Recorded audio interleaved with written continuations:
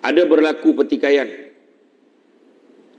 Suami dapat tawaran bekerja di Terengganu, isterinya di Kuala Lumpur. Maka suami mengarahkan isterinya buat permohonan ataupun adjust kena pindah ikut suami ke Terengganu. Isteri kata apa? Tak nak. Pahal pula. Rumah dekat Terengganu tu bukan rumah abang pun. Sebagai pekerja di sana, dah disiapkan rumah untuk dia. Tapi bukan rumah dia lah, rumah sementara dia bekerja.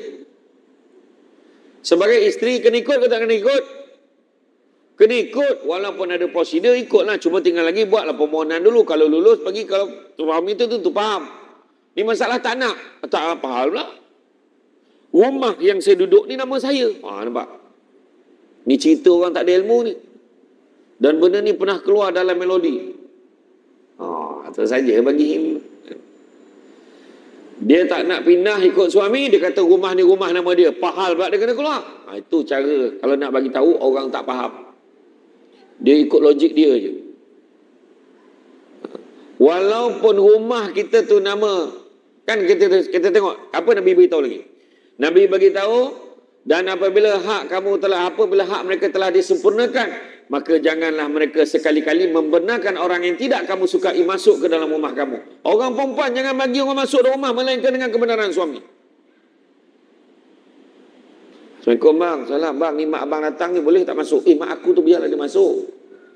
Abang ni adik pun ni ada ikut, adik abang pun ikut, mak sedang, la ilah Allah, biarlah dia masuk. Bila kena tanya abang, saya dengan ceramah sama serubat itu kan. Betul kot Nabi beritahu macam tu. Abang yang ni pun ada datang bang, dah aku dah WhatsApp dah senarai nama yang boleh masuk, kau tengok dekat situ. Nampak? Makna kata minta izin. Masuk dalam rumah, nak keluar rumah, minta izin walaupun geran rumah nama isteri. Tapi dalam keadaan darurat, tak payahlah minta izin. Rumah dah terbakar, nak keluar rumah, ke mana pula? Keluar je lah. Wah, pegawai bomba tu, kak, keluar kak. Keluar kak. Tak dapat izin lagi. Janganlah macam itu. Kan, gentung kau dalam tu kak. Keluar. Selamatkan diri.